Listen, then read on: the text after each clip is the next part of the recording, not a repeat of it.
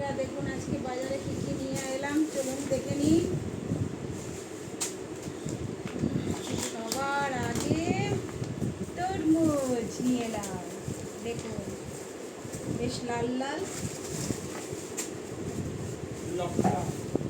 কলা নিয়ে এলাম, আর এখানে সবজি আছে লাল শাক,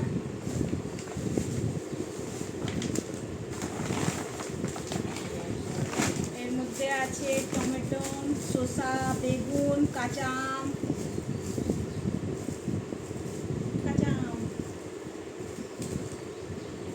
আর এই ব্যাগে আছে পেঁয়াজ নিয়ে এলাম,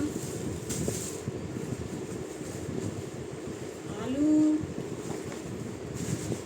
আর এটাতে কি আছে চলুন দেখা যাক।